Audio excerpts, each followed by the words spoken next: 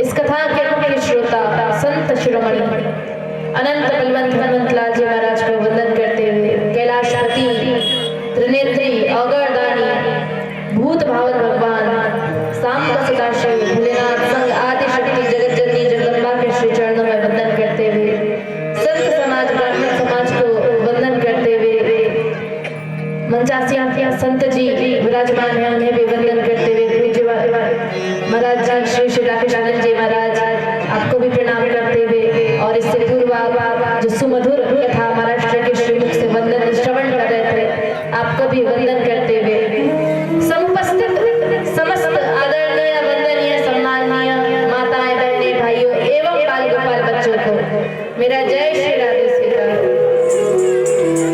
आइए आज के इस मंगलमयी कथा में प्रवेश करें उससे पूर्व अपने मन एवं वाणी को पवित्र करते हुए आप सभी मेरे साथ श्री राधे नाम संकीर्तन करेंगे। तत्पश्चात कथा में प्रवेश करेंगे और गाएंगे सभी हमारो धन राधा श्री राधा श्री राधा हमारो धन राधा श्री राधा श्री राधा हमारो धन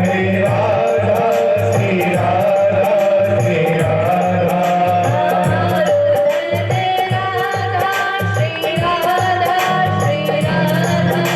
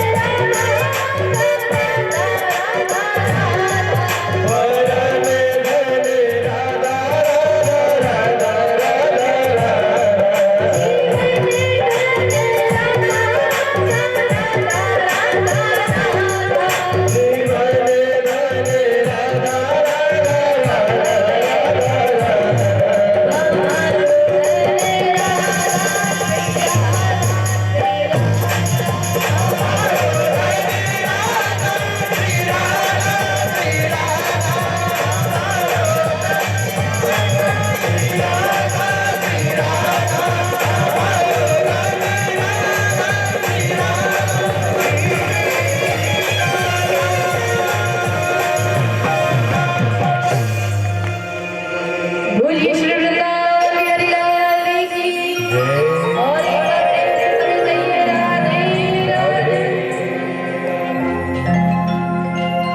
तो अब पूज्य महाराज जी से बड़ी ही सुमधुर कथा श्रवण कर रहे थे कि किस तरह बाबा भोले का विवाह मां पार्वती के संग हुआ। ध्यान दीजिएगा। अच्छा, आप सभी, और मैं तो धन्यवाद कहूँ सीहोर वाले आदरणीय श्री प्रदीप मिश्रा जी का कि सभी शिवालय जाना सीख गए। भले ही लोग में ही सही कि भला हमारा फलाना कार्य हो जाएगा पर शिवालय जाना तो सीखे।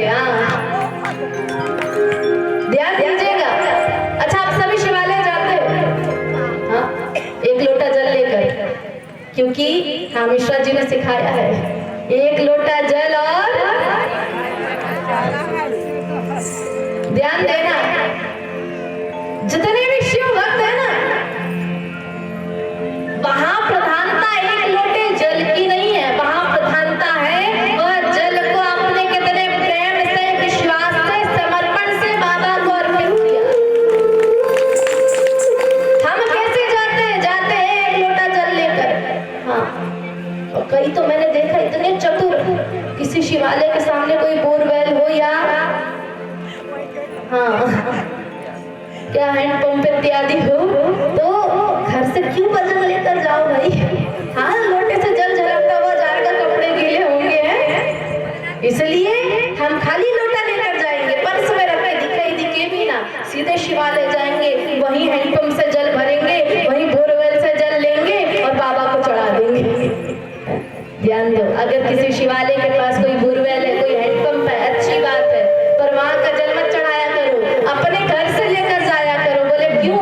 घर से ना हम उस जल के साथ अपने घर का एड्रेस भी लेकर जाते हैं, और जब वो एड्रेस वाला जल बाबा को चढ़ाओगे ना कि हम फलाने शहर के फलाने मोहल्ले की फलाने गली में रहते हैं, हमारे घर में ये फलानी समस्या है, आप उस सबको हर लो, तो बाबा आपके सारे कष्टों को हर देगा।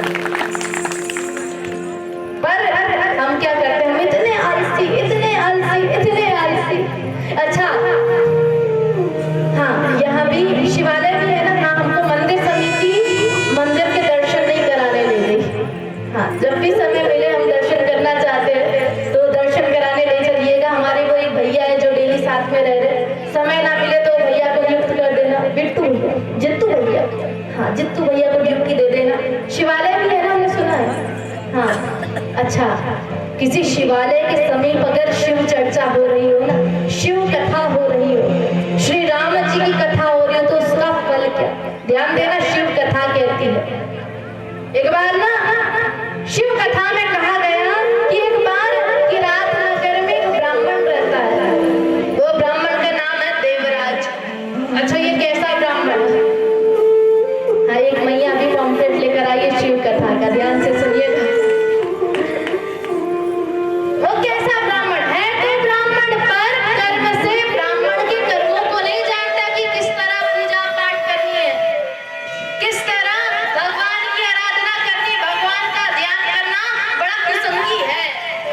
अच्छा, कहते हैं ना, संतों का संग करो, हरि भक्तों का संग करो। बोले क्यों? क्या होगा उससे?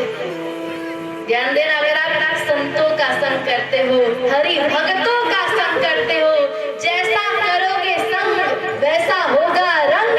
अगर आप संतों का संग कर रहे हो ना, निश्चित ही वो संत भी आपको प्रभु के भक्त बनाकर छोड़ेंगे।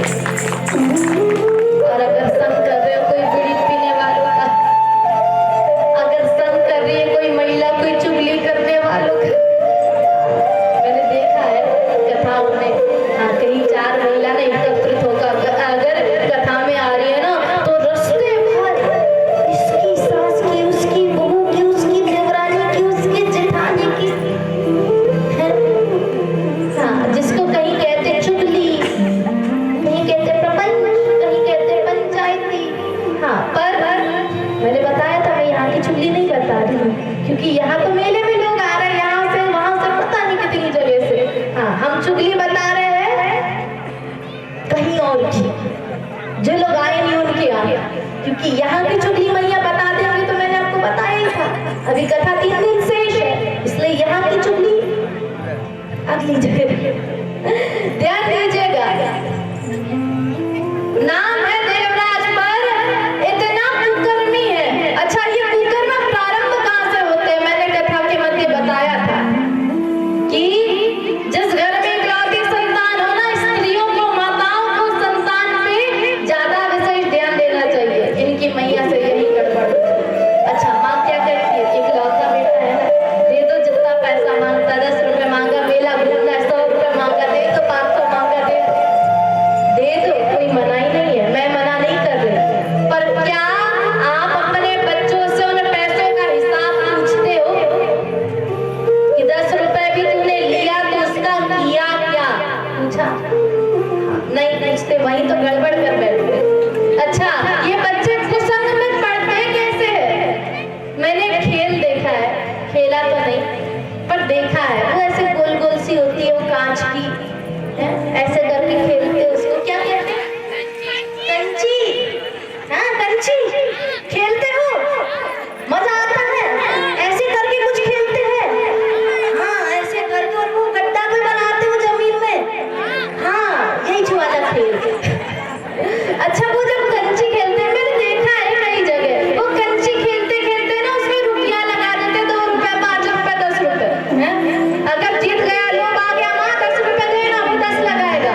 एक बार और जीत गया, माँ 100 रुपए देना, 100 रुपए लगाएगा, हार गया, निराश हुआ, पर लोभ आ गया। अच्छा, वो कंचा खेलते खेलते एक कुसंगी मित्र आया, ये ले गुटका, नहीं मैं नहीं खाता, अरे सुपारी पूछ के दे रहा है, चक्के तो देख, 2 दाने।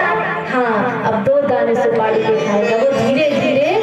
हाँ, वो सुपारी खाते खाते वो गुटखा खाने लगेगा, खैनी खाने लगेगा। अच्छा, गुटखा खैनी खाते खाते धीरे से आएगा, एक कुसंगी मित्र मिला, बीड़ी वाला, ठीक है तो दे। एक बार बड़ा मजा आता है, इससे क्या होता? टेंशन दूर होता है। बीड़ी, सिगरेट, दारू पीने से टेंशन, घरवाली इतना जो किचकिच करती है ना।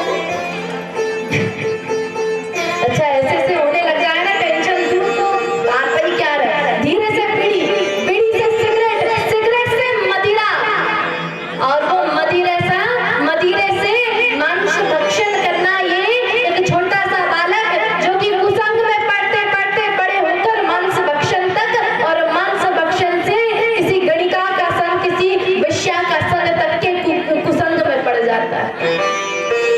अच्छा, उसी के विपरीत, ठीक है, एक स्त्री चाहे ना वो 10 रुपए देकर बेटे को बिगाड़ दे, और वही स्त्री चाहे तो अपने बच्चे को ऐसे संस्कार दे कि आपका बच्चा इंजीनियर बन जाए, डॉक्टर बन जाए, साइंटिस्ट बन जाए, वकील बन जाए, इंजीनियर बन जाए, और तो और हम जैसे भागवत कथा के प्रवक्ता भगवान का संग करने वाला बन जाए। ये आपके घर के संस्कारों पर निर्भर है कि आपके घर का वातावरण कैसा है, आपके संस्कार कैसा। अच्छा, देवराज से यही गड़बड़ हो गई, कुसंग में पड़ गया। माँ ने सोचा ब्याह करा देती हूँ, ब्याह होने के बाद शायद सुधर जाए, श्रीमती जी आएगी, जिम्मेदारी आएगी, सुधर जाएगा। हाँ, श्रीमती जी भी आई, जिम्मेदारी भी आई, बच्चे भी हुए, पर सुधरने का। अच्छा, औरत भी कब तक सहन करेगी? घर में राशन इत्यादि, वस्त्र इत्यादि की आवश्यकताएं कौन पूरा करेगा? ये आदमी तो कमाता ही नहीं। देवी ने भी देखा महाराज, इनका तो किसी भी प्रकार का कोई सहयोग नहीं, तो देवराज को वो देवी ने कहा कि महाराज मैं अकेले अपना जीवन यापन कर लूंगी, अपने बच्चे की परवरिश कर लूंगी। जब आप घर के संस्कारों को और बिगाड़ रहे हो तो ऐसे पुरुष की मुझे आवश्यकता ही नहीं। देवराज को उन्होंने अपने जीवन से अलग कर दिया। अच्छा, देवराज ना, ये शरीर, हम जिस शरीर का घमंड करते हैं ना, ये शरीर हमेशा एक सा नहीं रहता, धीरे धीरे बुढ़ापा आ गया। अच्छा, देवराज को ना आज बुढ़ापे में ज्वर ने, बुखार ने घेर लिया, ठंड का समय था। अच्छा, घर तो है नहीं, बीवी बच्चे भी है नहीं, बीवी बच्चे घर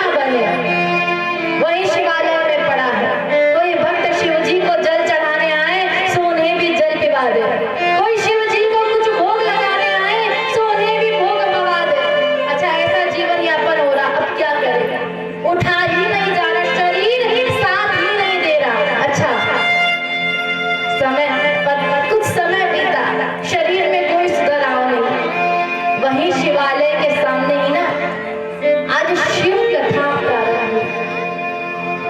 भक्ति से शून्य है, भक्ति तृण मात्र भी नहीं है हृदय में, भक्ति से शून्य है, पर सामने शिव कथा हो रही, कहीं जा नहीं सकता, शरीर साथ नहीं दे रहा, कुभाव से, भक्ति से नहीं, भाव से नहीं, प्रेम से नहीं, कुभाव से मजबूरी में सामने शिव कथा हो रही, इसलिए शिव कथा सुनना पड़ा।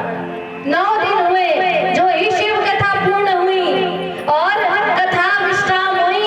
आज यमदूत आ गए, बोले तुमने जीवन में बहुत पाप किया, तुम्हें यमलोक पूरी जाना होगा।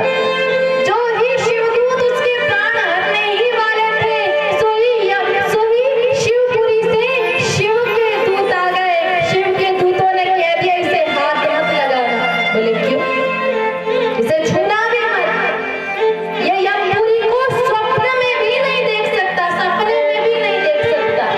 बोले क्यों? इसने तो जीवन पर्यंत पाप किया ना, ये मानव पापस्तु सर्वदा सदा दुराचारता विमार्गगा, ये हमेशा कुमार्ग में चला है, क्रोध रूपी अग्नि में जला है, कभी संतों का संग नहीं किया, ब्राह्मण होते हुए भी कभी शिवालय में जाकर सेवा नहीं करी। ये बड़ा कुसंगी है, ये कभी परहित का कार्य नहीं किया, इसे तो यमलोक की ही यातना सहन करनी होगी। शिवदूत कहते बिल्कुल नहीं, इसने अंततः गत्वा आखिरी में, बोले कब? सबसे आखिरी में शिव की कथा श्रवण करी। बोले भाव से नहीं सुनी थी, कुभाव से सुनी थी। बोले शिव की कथा कोई भाव से सुने या कुभाव से सुने, इसने कुभाव से ही सही, पर शिव की कथा तो सुनी है ना। जो शिव की कथा सुनता है वो कभी यमलोकपुरी को स्वप्न में भी नहीं देखता, ये मेरे साथ सीधे शिवलोक को जाए। ध्यान देना, शिव की कथा, शिव कथा कितनी अमृतमयी है। अच्छा, ये कथा को सुनने से क्या होता है? कथा को सुनने से होता क्या? अच्छा, एक जगह ना ऐसी ही कथा चल रही थी और हर कथा में आपने देखा होगा, प्राय हर क्षेत्र में, शहर हो, गांव हो, मेला हो, हमेशा हर जगह हर कथाओं में ना श्रोताओं में स्त्रियों की संख्या ज्यादा होती है और पुरुषों की थोड़ी, स्त्रियों की अपेक्षा कम होती है। अच्छा, एक जगह ना ऐसी कथा चल रही थी, स्त्रियों की संख्या ज्यादा, पुरुषों की कम। अच्छा, उन स्त्रियों में ना एक थी गांव की पटेलन। हाँ, पटेलन, पटेलन ही कहते हैं ना, बता दिया, पटलन, पटेलन, समझ लिया ना? समझ जाया करो बस। हाँ हाँ, एक थी गांव की पटेलन। अब स्त्रियों का स्वभाव, हाँ, जैसी सखी सहेली कोई दिखे ना, सो स्त्री पूछ लेती, अरे तुम अकेली आई हो कि अपनी जोड़ा को भी लेकर आई हो? ये देखो हमारी मैया डेली साथ में आते और साथ में जाते, है ना? हाँ, आप लोग संगे लेकर आई हो? नहीं लाई, छोड़ दी हो, मेला में घूम रहे हैं, आपको बिठा दिए। अरे साथ में घूमना था, कथा के बाद अच्छी सारी खरीदारी करवा लेते हैं, एक से एक चीजें आई है मेला में। अच्छा, ध्यान देना, एक जगह ऐसी कथा चल रही थी। अब कथा में आई पटेलन जी, पटेलन जी की सहेलियों ने पूछ लिया, आप अकेले आई हो? पटेल साहब को नहीं लाई क्या? बोले पटेल साहब तो कभी कथा में आते ही नहीं, उनको तो भक्ति, उनको तो कथा सुनने की कभी इच्छा ही नहीं होती, वो तो भक्ति से शून्य है। सहेलियां कहती है पटेलन जी से, देखो कल तुमको पटेल साहब को लाना ही होगा। बोले कैसे लाऊं? बोले तुम जानो। आप सहेलियों के सामने इज्जत का सवाल है? ठीक है, कल देखते हैं। स्त्री गई, पटेलन जी घर गई पटेल साहब के पास, सुनो जी, ऐसी कहते, ए जी, ओ जी, सुनो जी, पप्पू के पापा जी, कल आपको शिव कथा में चलना है। बोले मैं नहीं जाता, टाइम वेस्ट करना 3 घंटा। अच्छा, स्त्रियों के पास तो एक बहुत बड़ा हथियार होता है, बता दूं, सीक्रेट है, बताना मत कोई को, बताओगे तो 100 रुपए लगेगा। स्त्रियों के पास एक हथियार होता है, अगर अपनी बात मनानी हो। सुनो जी, कल शिव कथा में चला ही लेना। बोले नहीं चला तो आपको मेरी कसम है।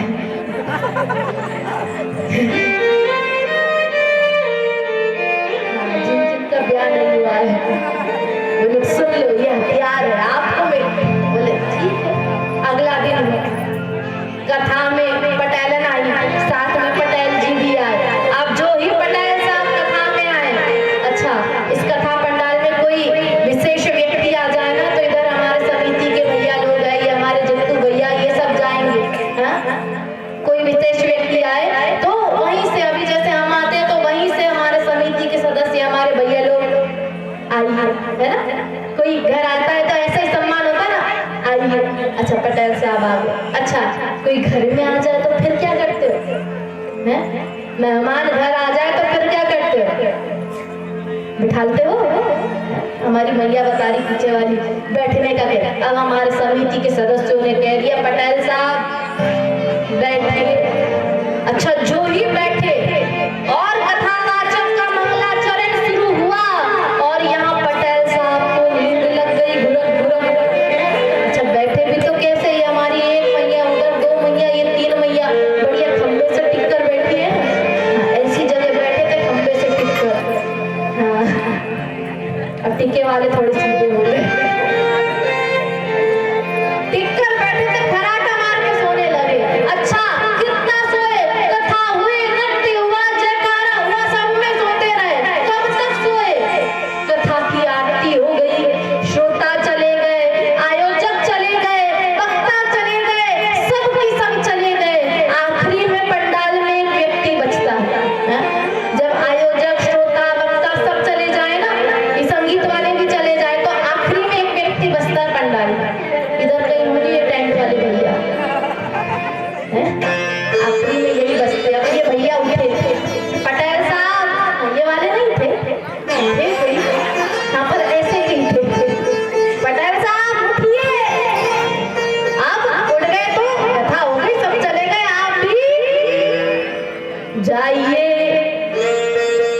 अब ये भैया ने जैसे ही बोला पटेल साहब, हाँ ये आखिरी में क्यों बचते, सब तो चले गए, ये मीटिंग वेटिंग उठाना पड़ता है ना, सारी मंच की व्यवस्था, माइक वाइक व्यवस्थित रखना पड़ता है, इसलिए ये वाले भैया बचते। एक बार ताली बजा दो ये वाले भैया के लिए, बड़ा अच्छा साउंड है। अब ध्यान देना, आखिरी में ये भैया ने क्या कहा कि जाइए। पटेल साहब घर में पहुंचे, पटेलन जी ने घर में पूछा पटेल साहब कथा में क्या सुना। सुना तो कछु नहीं, सो जो रहे थे गुरक गुरक के। बोले मैंने कथा में तीन ही शब्द सुना देवी। बोले क्या, बोले मैंने पहला शब्द सुना, ये समिति वालों ने कहा था आइए। दूसरा शब्द ये समिति वालों ने कहा बैठिए। तीसरा शब्द ये टेंट वाले भैया ने कहा जाइए। बोले मैंने तीन ही शब्द, बोले ये शब्द नहीं है, ये कथा के महामंत्र है। हाँ जैसे राम राम राम राम जपते ना, ऐसे इसको जपो। अब पत्नी की बात कौन नहीं मानता है? हाँ कई जगह का सीक्रेट है, कई लोग ना अपने पत्नी से थोड़ा थोड़ा डरते हैं। हाँ कई लोग तो बहुत अच्छे होते हैं, मैंने सुना है एक जगह बता रही थी देवी, बोले हमारे पैर वैर में दबा देते। मैंने बोला लो भाई हो गया कल्याण।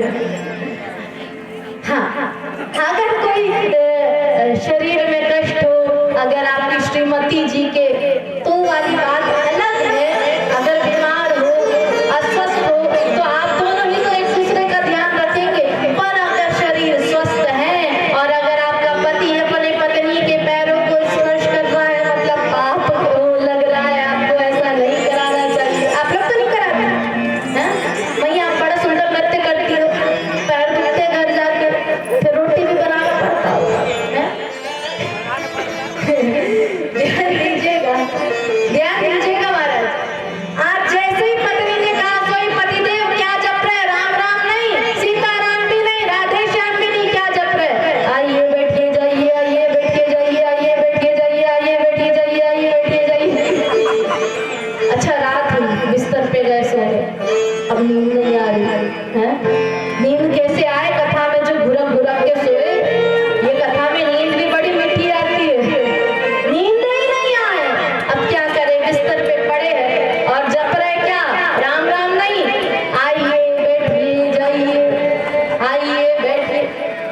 उसी दिन सेठ जी के घर में, पटेल साहब के घर में खिड़की से चोर आ गए।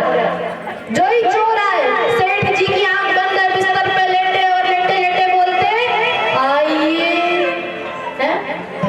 चोरों ने सोचा अंतर्यामी मालूम पड़ते, आंख बंद और आंख बंद करे करे जान लिया कि हमारे घर कोई आया है। चोर तो डर गए। अच्छा, जैसे ही डरे सोई सेठ जी ने दूसरा शब्द कह दिया। क्या क्या था दूसरा शब्द?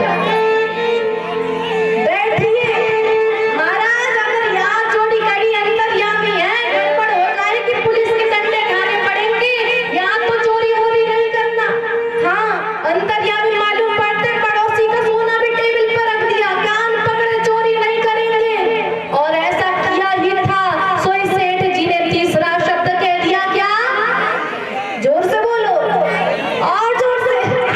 चाहिए चोर चले गए। सुबह हुई, सेठानी जी को पूरी की पूरी बात बताई कि रात में चोर आए थे, मैंने 3 शब्द किए और इन 3 शब्द के प्रभाव से पड़ोसियों का सोना टेबल पर सुरक्षित रखा है।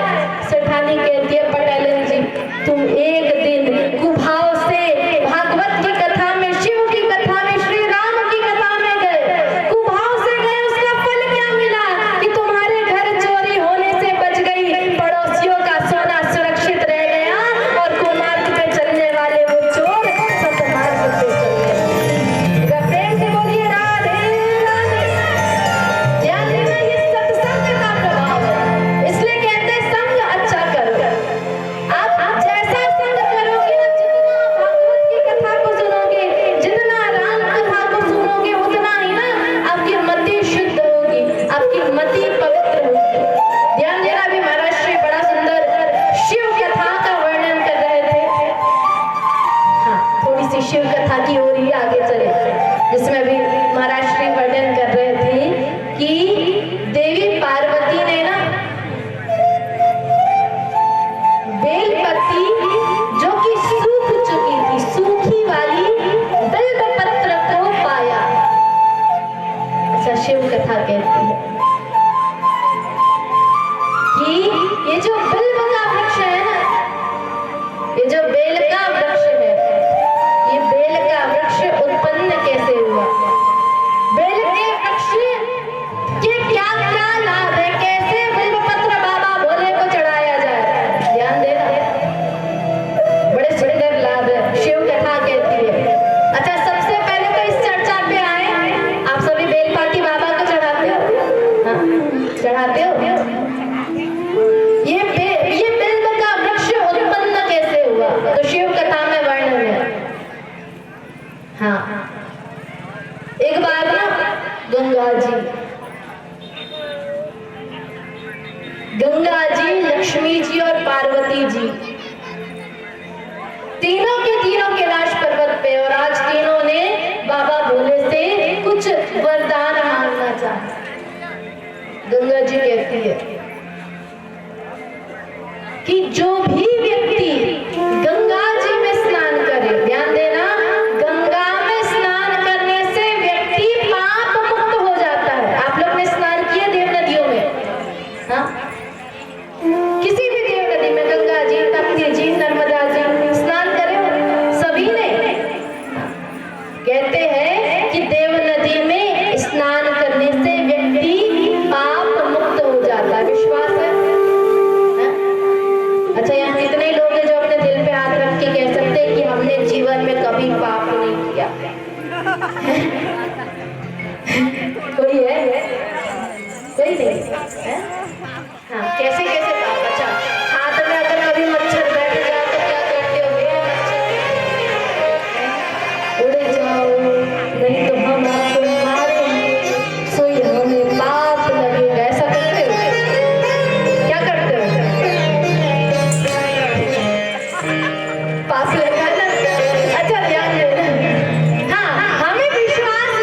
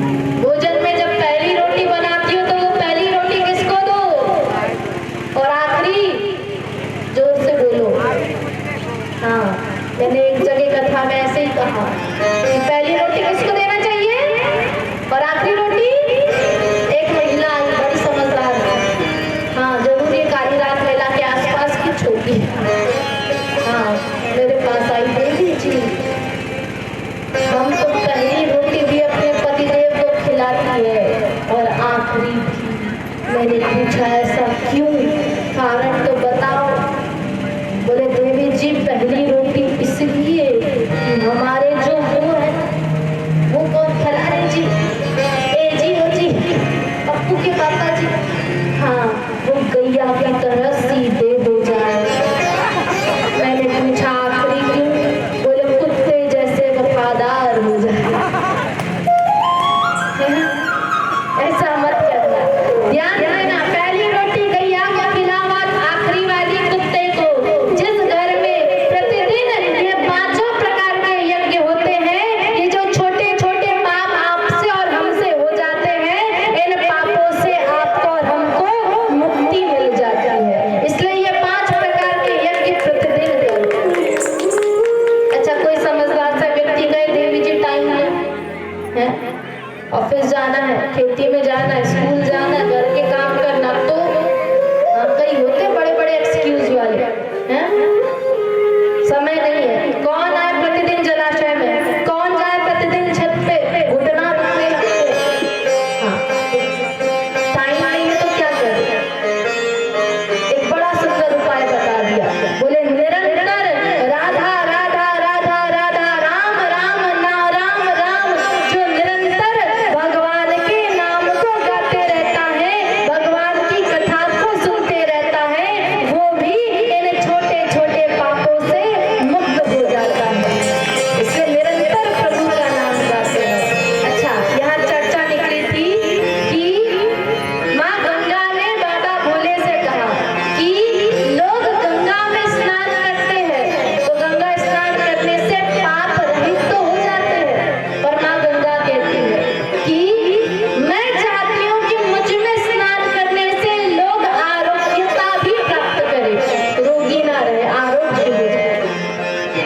माँ लक्ष्मी ने कहा कि मैं धनवान के घर तो जाती हूँ, हाँ निरंतर बढ़ते रहती हूँ, पर मैं चाहती हूँ कि मैं निर्धन के घर भी जाऊँ। पार्वती ने कहा, बोले मेरी भी चेष्टा है कि जो मेरी पूजा करे उस स्त्री को या उस पुरुष को अच्छा घर भी मिले और अच्छा वर भी मिले। हाँ, सो बाबा ने युक्ति लगाई कि आज माँ कामधेनु को कह दिया कि कामधेनु जी, कामधेनु के पवित्र गोमूत्र में गंगा जी को कह दिया कि आप अपना स्थान स्वीकार करो। इसलिए ध्यान देना, जो गंगा जी ने क्या कहा, जो मुझ में स्नान करे वो आरोग्यता भी पाए। बाबा ने स्थान कहाँ दिया, कामधेनु गाय के गोमूत्र में। इसलिए कहते हैं जो व्यक्ति गोमूत्र का सेवन करता है वो आरोग्यता को प्राप्त करता है, क्योंकि बाबा भोले ने स्वयं गाय को आशीर्वाद दिया। अच्छा, माँ लक्ष्मी को कहा, माँ लक्ष्मी ने क्या कहा, मैं धनवान के घर भी जाऊं और मैं धन के घर भी जाऊं। तो माँ लक्ष्मी को कहा कि आप ना गैया के पवित्र गोबर में अपना स्थान स्वीकार करो। ध्यान देना, अगर आप लोग चाहते हो कि आपके घर में लक्ष्मी जी स्थायी रूप से रहे तो शिव कथा कहती है। आजकल ना लोग बड़े सुंदर सुंदर घर बनाते हैं, हम जहाँ रुके हैं जयपुर में बड़ा सुंदर घर है और बड़ी सुंदर व्यवस्था है। और ये गांव की एक विशेषता, मैं हर जगह कथा में जाती हूँ तो लेट इसलिए होते हैं भोजन के कारण, भोजन टाइम पर नहीं मिलता, पर ये गांव की ऐसी व्यवस्था, हमने बोल दिया हम सुबह 11 बजे भोजन करते तो 11 बजने को 20 मिनट कम रहेंगे तभी हमारे जित्तू भैया आ जाएंगे, भोजन रेडी है। रात में हमने कहा 8:30 बजे भी 8 बजे तैयार है, आप चलो। मतलब यहाँ व्यवस्था एकदम परफेक्ट है।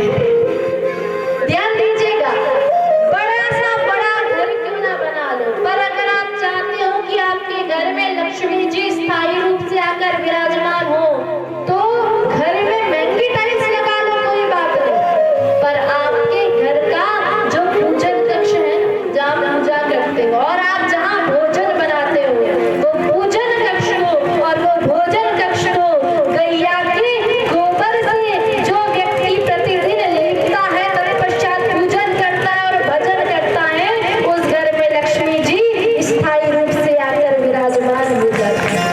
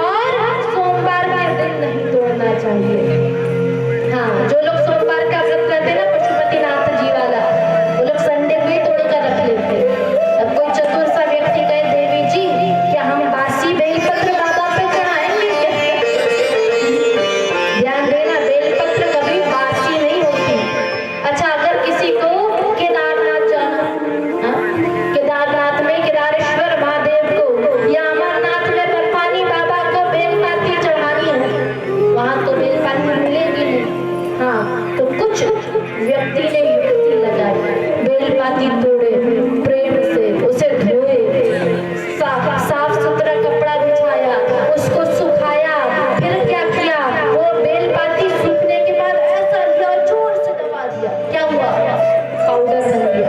वो पाउडर को लिया, एक बोतल में भरा, वो बोतल में भरकर अमरनाथ में बर्फानी बाबा को, केदारनाथ में केदारेश्वर महादेव को ले जाकर अर्पित कर दिया।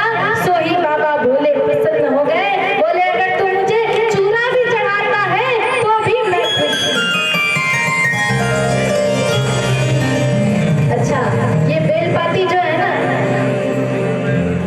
जो व्यक्ति के घर में अगर कोई व्यक्ति ऐसा है कि हमेशा रोग से ग्रसित है, बहुत सारे इलाज कर लिए, उपाय कर लिए, फिर भी रोग ठीक नहीं हो रहा, तो गंगा जी ने क्या कहा था? हाँ? गंगा जी ने कहा था कि जो गंगा जी में स्नान करे वो आरोग्यता भी पाए। सो बाबा ने कह दिया, जो व्यक्ति बेलपाती को गंगा जी में धोकर शिवलिंग पे अर्पित करेगा, वह व्यक्ति आरोग्यता को प्राप्त करेगा। इसलिए घर में कोई रोगी है तो गंगा जल में धोकर गंगा जी से पवित्र की हुई बेलपाती को शिवलिंग पे अर्पित किया करो। अच्छा, पार्वती जी ने क्या कहा कि जो कुंवारी कन्या मेरी आराधना करे उसे सुंदर घर और सुंदर वर मिले। जो पुरुष, तो भैया शादी नहीं हुई ना, इधर वाले बाकी, ये भैया इधर वाले भैया, इधर वाले में तो होते हैं, और एक आदमी नहीं हुई, हाँ, एक की हुई, और आपकी एक आध हुई नहीं। अरे हाँ, तो जिसकी एक आध भी छोटी मोटी,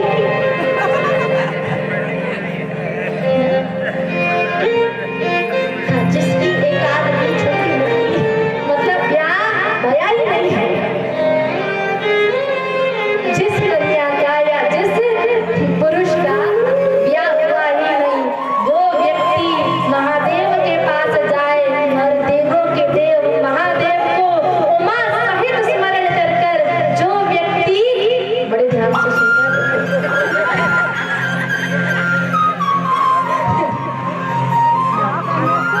इधर वालों का ब्याह हो गया, आपका पेड़ वाले नहीं हुआ, ध्यान लगा के सुनना,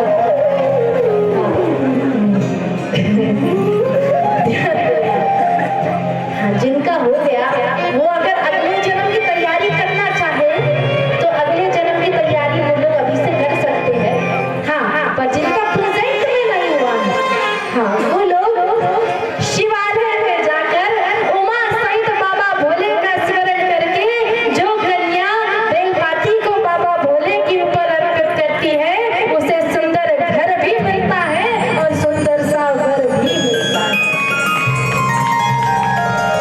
इसलिए सुंदर सा वर देखने, सुंदर सा वर पाने वाली, इच्छा करने वाली कन्या कौन सा उपवास करती है? 16 सोमवार करते हैं ना। 16 सोमवार में बाबा को बड़े बड़े से बेलपाती अर्पित करते हैं, बाबा की सेवा करते हैं, क्योंकि माँ पार्वती ने कहा है, इसलिए माँ पार्वती का ध्यान करके। अब ध्यान देना, मैंने कई जगह देखा है, हाँ, कई बड़े सौभाग्यशाली लोग होते हैं। कितने सौभाग्यशाली, हाँ, मैंने अभी कथा की, शिव कथा मुल्ताई में, कामत में, तो एक बालिका थी 15-16 साल की होगी, उसने मुझे बेलपाती लाके दी, 3 पत्ती वाली नहीं, 5 पत्ती वाली। अच्छा देखिए, 4 पत्ती वाली बेलपाती देखिए, 5 पत्ती वाली, 6 पत्ती वाली, 7 पत्ती वाली, 8, 5 और 3 देखिए, 7 भी देखिए। ध्यान देना, अगर आपने 3 पत्ती से ज्यादा वाली बेलपाती देखी ना, तो आप ये सोचना कि आप केवल सौभाग्यशाली नहीं, आप परम सौभाग्यशाली हैं, क्योंकि आप पर हरि की कृपा नहीं हुई, आप पे हरि की अति हरि कृपा, आप पर हरि की अति कृपा हुई है।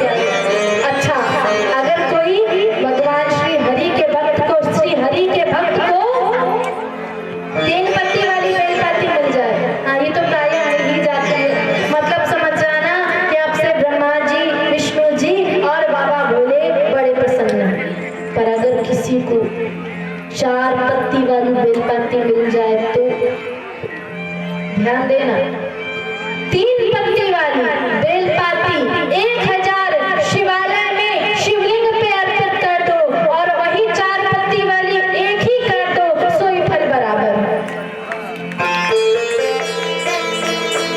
अच्छा, 5 पत्ती वाली बन गई हो तो 5 पत्ती वाली, 4 पत्ती वाली 1000 कर दो और 5 पत्ती वाली 1 कर दो। 6 पत्ती वाली वाली हो तो 5 पत्ती वाली 1000 कर दो और 6 पत्ती वाली 1 कर दो। अच्छा, बेलपत्ती कितनी पत्तियों तक होती है आपको पता है? 51 बेलपत्ती तक बेलपत्ती होती है। और अगर किसी ने 51 पत्ती वाली बेलपत्ती को देख लिया, मतलब ये समझ जाना कि उस पर बाबा भोले की अति कृपा हो गई और बाबा ने अपना आशीर्वाद बरसा दिया। 51 पत्तियों तक बेलपत्ती होती है। अब ध्यान देना, आप जितनी, अगर आपको 51 पत्ती वाली बेलपत्ती मिल जाए ना, तो ये विचार करना 50 पत्ती वाली मैंने 1000 चढ़ाया हूँ, तब मेरी 51 पत्ती वाली एक ही बराबर है। ये बेलपत्ती मैंने पानी रोगों को हर लेती है, हाँ?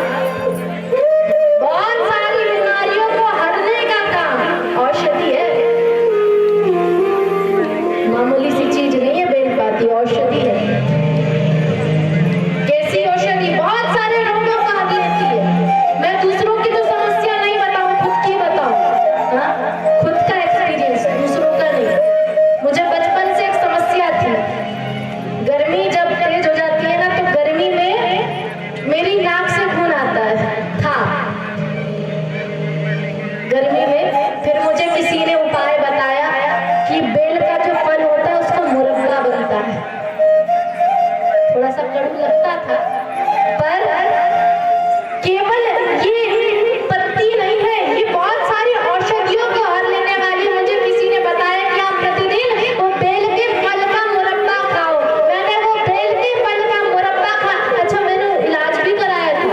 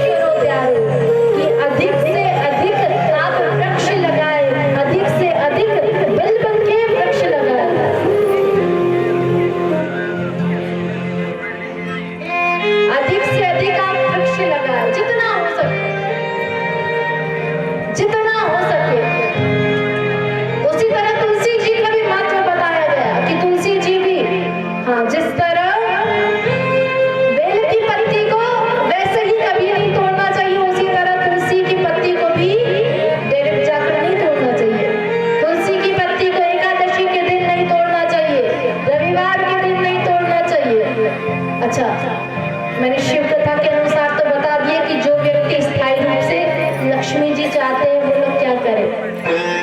ठाकुर जी के भक्तों को भी बताएं शिव भागवत के अनुसार, बताएं। अगर चाहते हो अपने घर में स्थायी रूप से लक्ष्मी जी, हाँ बता दो उपाय, बताओ। 100 रुपये लगेगा। अच्छा, जो ना श्री विष्णु के भक्त हैं और ये चाहते हैं कि आपके घर में लक्ष्मी जी स्थायी रूप से रहे, तो ध्यान देना, विष्णु पत्नी है लक्ष्मी, है ना, विष्णु पत्नी है लक्ष्मी और विष्णु प्रिया है तुलसी। जो व्यक्ति विष्णु प्रिया तुलसी को प्रतिदिन 1 लोटा जल चढ़ाता है, उसके घर में विष्णु पत्नी लक्ष्मी स्थायी रूप से आकर विराजमान हो जाती है। आप लोग चढ़ाते हो? कौन कौन चढ़ाता? हाथ ऊपर कर। बहुत सारे चढ़ाते। जो नहीं चढ़ाते ना वो आज से चढ़ाना चालू कर दो। एकादशी को चढ़ाते हो? ध्यान देना, ध्यान दो। एकादशी को तुलसी जी को जल कभी मत चढ़ाना, आप लगेगा। जिस तरह आप और हम श्री विष्णु को प्रसन्न करने के लिए एकादशी का व्रत रहते हैं, उसी तरह तुलसी जी भी श्री विष्णु को प्रसन्न करने के लिए एकादशी का व्रत रहती है। इसलिए एकादशी को कभी तुलसी मत तोड़ो, एकादशी को कभी तुलसी पे जल मत चढ़ाओ। और ध्यान देना, जितना जब भी आप भोग बनाओ ठाकुर जी को, हाँ सामने बैठेंगे हमारे छलिया, बगैर तुलसी के कभी भोग मत लगाओ। अगर कभी तुलसी जी ना तोड़ पाए हो, हाँ कई बार होता है भूल जाते हैं, तो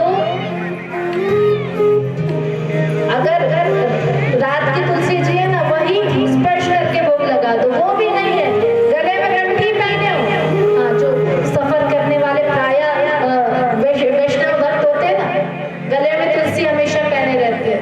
हाँ, तुलसी कंठी का स्पर्श करा के भोग लगा दो, सो ही बाबा भोले वो कंठी के स्पर्श करे वाले उस भोग को स्वीकार कर लेते हैं।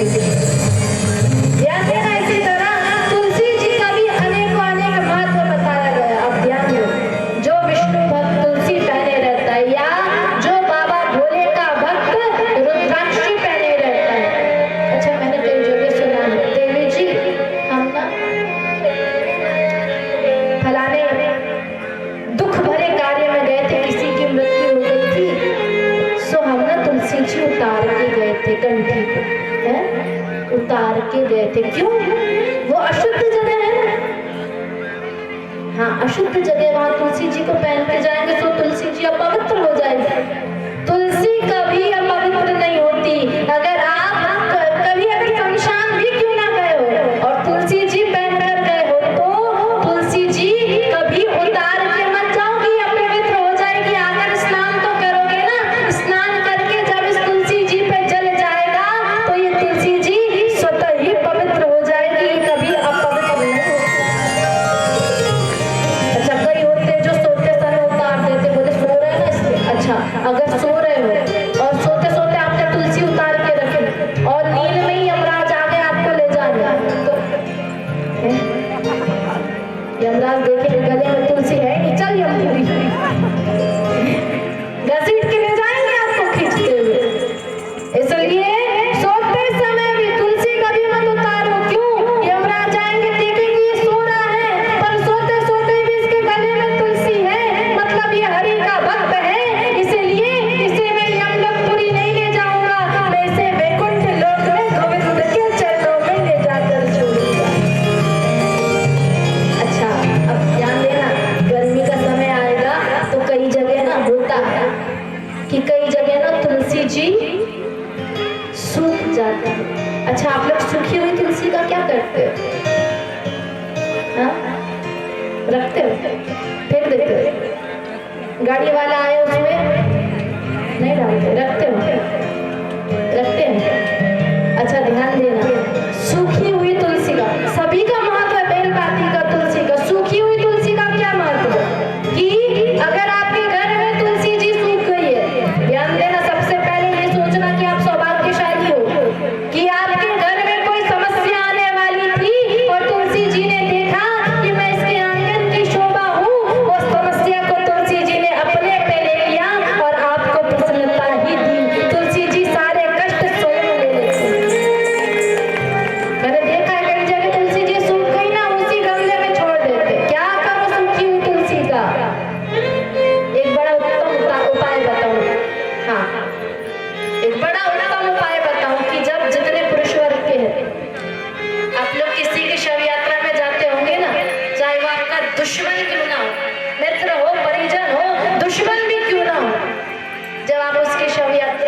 तो शव यात्रा में ना जाते समय तुलसी जी की सूखी हुई काष्ठ को, सूखी हुई लकड़ी को इतनी सी ही सही, इतना मात्र ही सही अपने जेब में रख के ले जाना। जब वो व्यक्ति जल रहा हो ना, उसकी उन लकड़ियों के बीच वो सूखी हुई तुलसी की लकड़ी रख देना, क्योंकि जब वह जलते हुए व्यक्ति के बीच में वो सूखी हुई तुलसी की काष्ठ भी होगी, तो व्यक्ति ने कितने भी पाप क्यों ना किए हो, पर तुलसी जी की कृपा से वो श्री विष्णु के चरणारविंद को प्राप्त करेगा। दूसरा उपाय, तुलसी जी का सूखी हुई लकड़ी को घिस के हरी चंदन लगाओ। तीसरा, सूखी हुई तुलसी की ऐसी माला बना लो, गले में पहन लो। चौथा, कभी खांसी वासी हो, बहुत सारे उपाय है महाराज, पर कभी तुलसी जी को यूं ही गमले में मत छोड़ देना और यूं ही फेंक मत देना। अगर आप ऐसा कर रहे हो तो आप अपराध कर रहे हो।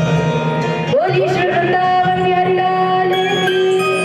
और आइए एक सुंदर सा भजन, तत्पश्चात अपनी वाणी को विश्राम, और कहना है कि मेरे सिर पर रख दो कान्हा, मेरे सिर पर रख दो कान्हा, अपने ये दोनों हाथ। सभी गाइए। देना हो तो दीजिए जन्म जन्म का साथ। देना हो तो दीजिए जन्म जन्म का साथ। मेरे सिर पर रख दो कान्हा, मेरे सिर पर रख दो कान्हा, मेरे सिर पर रख दो कान्हा, अपने ये दोनों हाथ।